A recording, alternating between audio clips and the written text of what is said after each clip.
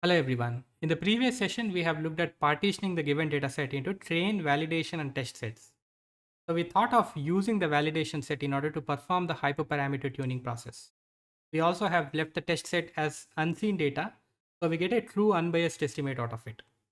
Apart from data partitioning, we have looked at creating the data loader objects, which are generator objects, where you can iterate through or iterate over these data loader objects and get pairs of X and Y data. So the number of observations in each pair of X and Y completely depends on the batch size that we are providing. Essentially, when you read this particular data, in the previous step, you are trying to read the image data by itself. While reading the image data, you are converting all the images to tensor objects by using transforms.toTensor. So transforms.toTensor not only converts all of your images into tensor objects, it also normalizes the data. If you look at one particular observation that I read from train data by providing an index value of 1 within the subscript notation. So if I look at the maximum and minimum value of x, so torch.min of x and torch.max in the parentheses I provide x again. So we clearly understand the minimum and maximum values pertinent to any given image or the complete data that we have. So we have this as 0 and 1. So whatever values that you are currently observing are bound within 0 to 1. So data is already normalized. I have not done any explicit data normalization as such, but I have made use of transforms.toTensor in order to convert all of my image data into tensor objects and also to normalize. Okay, cool. So while creating these data loader objects, please remember we're always setting shuffle is equal to true for train loader, and we're not doing this for validation and test loader, since we are anyways going to use a complete validation set and complete train set in order to evaluate the model that we have created. So shuffle is equal to true basically shuffles the data before you begin that iterative process. That's the whole essence of it. We need not shuffle the data since you're only applying your model object on validation. You're not looking at learning anything from validation or test sets here. Okay. So now let's begin writing this particular custom class called MLP, with which you'll be able to solve this multi-class classification problem. So we clearly understood that there were 10 different labels associated with your target variable, ranging from 0 to 9. So now, since this is a multi-class classification problem, I am going to create a model object. For creating a model object, I would need to write a custom class and then also need to define a loss function. The loss function here is going to be cross entropy loss, and then also define the optimizer object, which are essential objects for us to perform the model training process much later. Okay, let's write this custom class called MLP. MLP stands for Multilayer Perceptron. It's completely user defined name that I'm providing. Let me also inherit all the attributes from nn.module, which is its parent class. So within class, I'm going to define this constructor method called init method, where I'm essentially providing the different parameters that one would expect while creating an object specific to this class. There could be in size, that is the number of neurons that are present within your input layer, hidden size as well as output size, calling it as out size in short. I'm also using super in order to initialize my parent class here. So within parentheses, I'm providing the current class and self here. So now I have initialized my parent class as well. So obviously I'm going to now define the different layers that are present within my feed forward neural network. Okay. The first layer here I'm going to define here is going to be hidden layer. So it's nothing but a linear transformation of inputs and weights that you receive from your preceding layer. nn.linear, the number of inputs that it would receive will be nothing but in size. The number of outputs that it's going to generate will be hidden size. So this is my hidden layer. I'm going to define the output layer as well. The input for my output layer is going to be the output from its preceding layer. Output of my output layer here is going to be nothing but the out size. So once I define these layers, I'm also going to create a forward method which expects the X data. Okay. Now, whatever data that you are currently observing, so whatever X data that you have previously looked at this three-dimensional tensor, or there are three different dimensions associated with it to be more precise. The first one would represent the channel. The second one would represent the height. The third one would represent the width. So 28 by 28 pixels is what we are currently observing. since this is not an RGB image, since this is a grayscale image, we always observe 1 for channel, a value of 1 for channel. So whenever you are having RGB images, you will have a value of 3, one representing each one of these channels, one for red channel, one for green, and one for blue channel. If it's in RGBA format, where you are also including the alpha transparency level, then you'll have 4 per channel here. So it doesn't make any sense to me to include this at all, since it is pretty much the constant value of 1 for all of the grayscale images. I would like to convert this into a 2D image, or more preferably, I would want to flatten this image out into a one-dimensional vector. So that's what I'm perceiving currently. Right? Let's say that this is a 3x3 image, so 3 pixels height and 3 pixels width. This is a hypothetical scenario that I'm currently considering. In our case, we have 28 pixels height and 28 pixels width. But if this is a 3x3 pixel image for simplicity, so we are now having total about 9 pixels in the image. I'm looking at flattening this particular image out completely, converting this into a vector. Whatever 3 pixels that you are currently observing in your first row will now be part of this. Okay?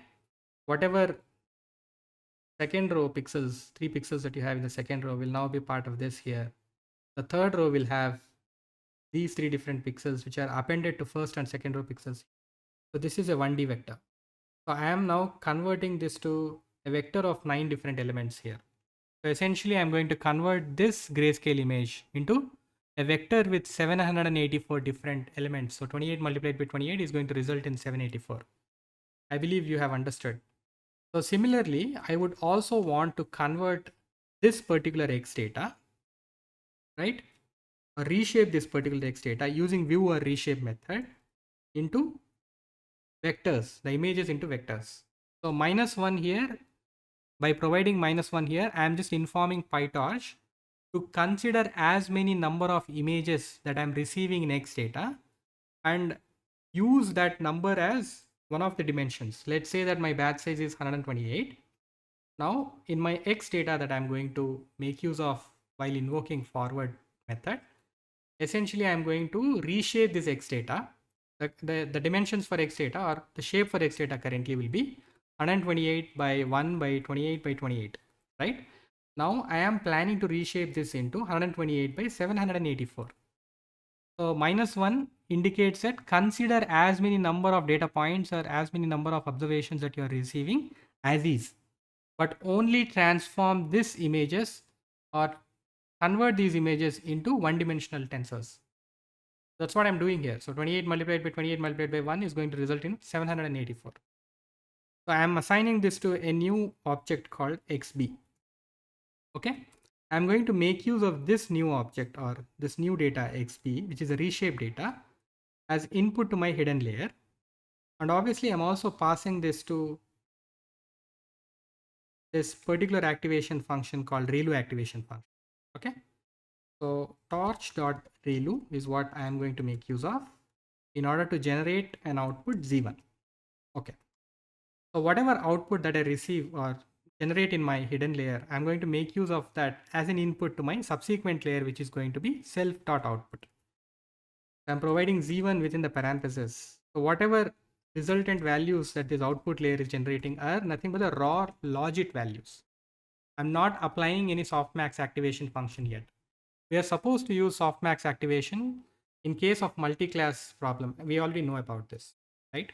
But I have not applied any of these activation functions. I have not applied softmax activation yet onto these raw predictions or raw logit values that I have deduced so far.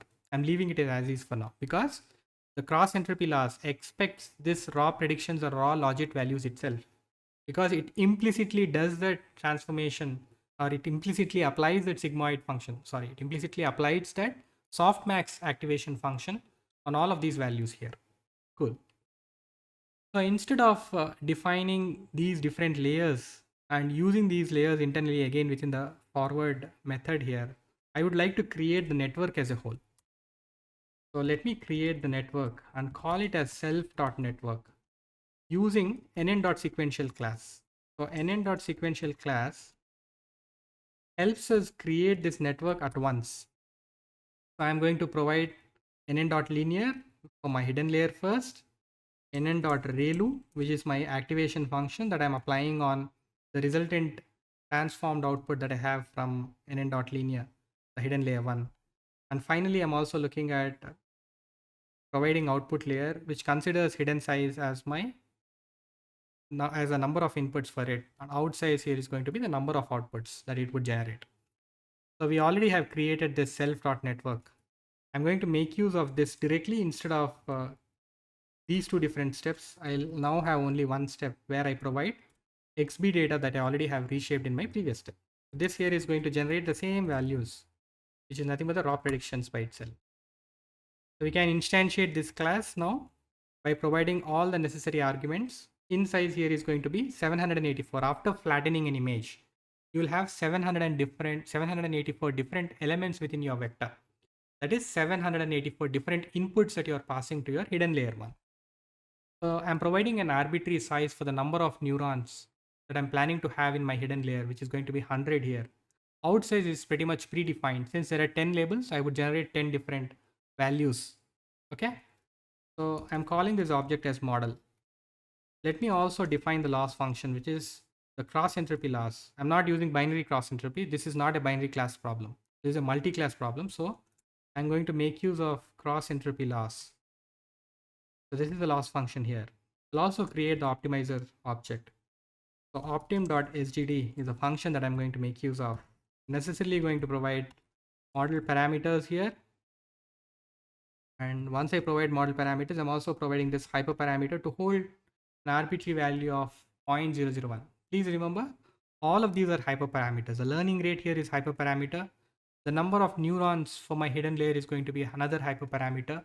And even the batch size that we have defined while creating these data loader objects are also again going to be hyperparameters. We'll later see how we can perform hyperparameter tuning by considering range of possible values for each one of these. Okay. So we now have created all of these different model objects or all of these different objects, model object, the cross entropy loss function, as well as the optimizer object. We can make use of this particular object, model object, and invoke this forward method and provide the X data.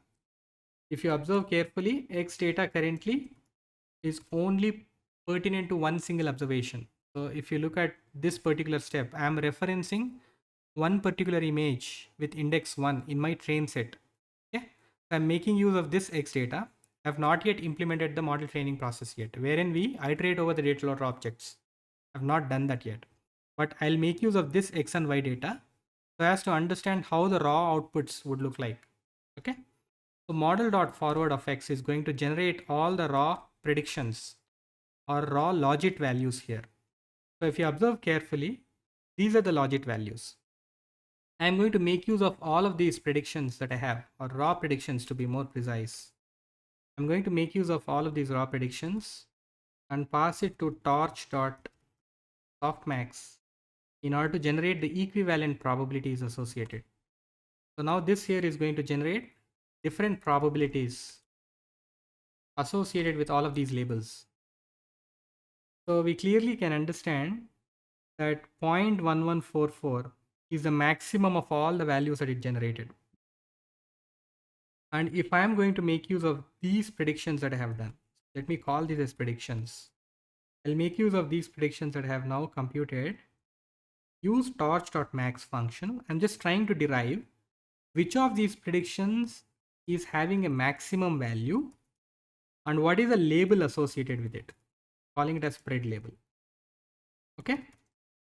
Now let me print these two different values so as to understand what is the maximum value and predicted label. The maximum value should be 0.1144 and the predicted label should be 9. Okay.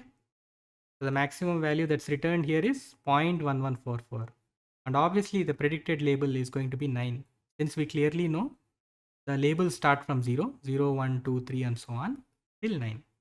So the maximum value we are observing at this 9th label. So we have the predicted label as 9. So let us look at what the actual Y value is for that particular index position 1. The actual Y value is 7. And this is a misclassification. Obviously, it's going to be a misclassification since we have not begun the training process yet. Whatever weights and biases that we have initialized at the very first step. So we have not even updated our weights and biases at least once here. So obviously the performance of this model, whatever we have created, is going to be very poor unless we actually iterate or unless we actually implement the model training process more efficiently, like conducting it for n number of epochs. Okay. And within each epoch, you'll have multiple iterations to conduct depending on the batch size that you're having.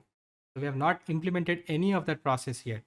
So we're going to discuss in detail on how we essentially implement the multi-layer perceptron model or implement the training process as a whole by considering all of these different objects that we have created so far.